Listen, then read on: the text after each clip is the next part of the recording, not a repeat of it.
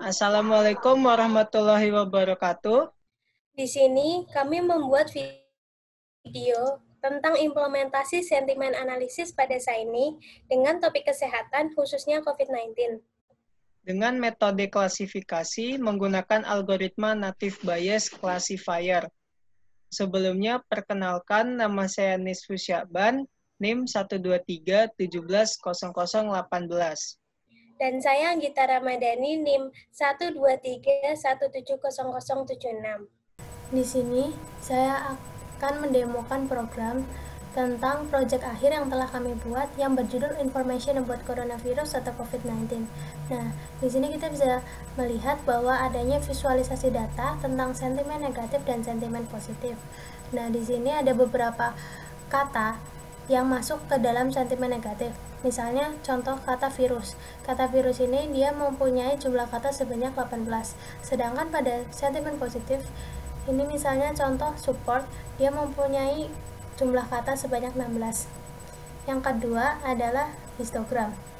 Histogram ini merupakan bentuk visualisasi data dari 1000 tweet yang kita ambil menggunakan hashtag COVID-19. Nah, di sini kita bisa melihat bahwa sentimen netral memiliki nilai paling tinggi yaitu dengan jumlah 589, sedangkan antara sentimen negatif dan sentimen positif lebih tinggi sentimen negatif. Sentimen negatif yang bisa ditunjukkan pada sebelah kiri.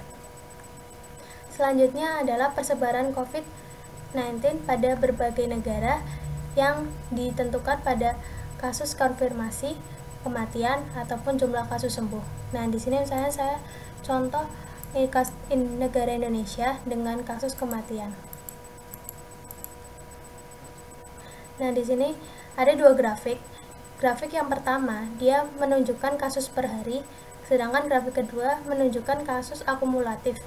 Nah, di sini saya akan melihat pada tanggal 27 Mei 2020 sebanyak 55 orang kasus meninggal pada tanggal 27 Mei. Sedangkan kasus akumulatif dari hari pertama sampai tanggal 27 Mei sebanyak 1473. Pembahasan kedua yaitu tentang dataset. Dataset yang kita gunakan dalam proyek kali ini ada dua. Yang pertama, dataset yang kami ambil dalam akun Twitter developer. Kami sebelumnya membuat akun Twitter developer dengan aplikasi name COVID-19 Sentiment Analysis Saini.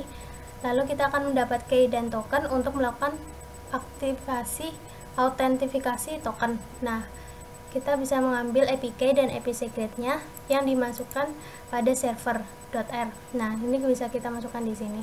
Nah, kita mengambil 1000 data dari 1000 tweet dengan hashtag COVID-19 tanpa retweet yang disimpan pada variabel kata.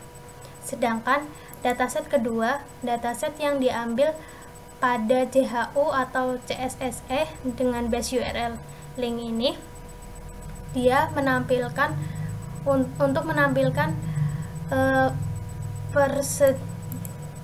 proses penyebaran COVID-19 pada berbagai negara dengan tingkat kematian, kasus terkonfirmasi, dan kasus sembuh. Saya akan menjelaskan codingan dari aplikasi yang dibuat. Pertama, terdapat dua file yaitu ui.r dan juga server.r. Di sini kita menggunakan package Shiny yang digunakan untuk membuat web apps dengan bahasa R. Kemudian terdapat fluid patch untuk membuat patch yang dimana akan digunakan untuk memasukkan tampilan, dan juga fluid row yang dimana untuk memasukkan tampilan grafik maupun tampilan lainnya. Kemudian lanjut ke server.r. Terdapat dua data yaitu data Twitter dan data JHU. Data Twitter kita melakukan autentikasi dengan API key dan API secret key. Kemudian kita memilih data dan jumlah data yang akan kita inginkan. Kemudian kita menghapus kata HTTP dengan menggunakan fungsi gsub. Selanjutnya tokenizing dengan menggunakan honest token untuk clean data. Setelah clean data, kita menghapus kata stop word dengan anti-join. Kemudian kita menggunakan fungsi Bing yang dimana akan menandakan kata tersebut negatif atau positif. Setelah itu kita membuat grafik untuk positif dan negatif menggunakan facet wrap. Kemudian di sini kita menambahkan skor baru, maksudnya kolom baru dengan nama skor untuk nilai negatif dan positif. Dan terakhir adalah melakukan atau membuat grafik untuk skor. Jadi di sini adalah codingannya. Setelah itu kita lanjut ke data JHU dengan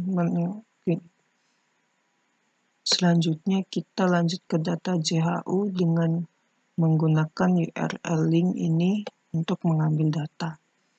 Kemudian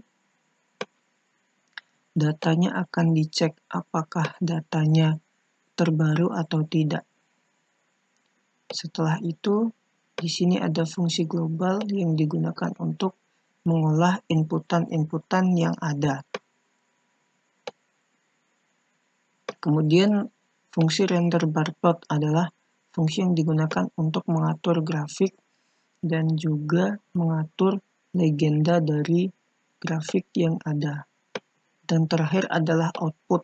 Di sini terdapat 4 output, yaitu daily matrix, cumulate matrix, sentiment result, dan sentiment matrix. Di mana daily matrix adalah kasus per hari, cumulate matrix adalah kumulasi dari kasus-kasus yang ada, dan juga kemudian sentiment result untuk grafik positif dan negatif, dan sentiment matrix untuk grafik skor. Sekian penjelasan dari kami, kurang lebihnya mohon maaf.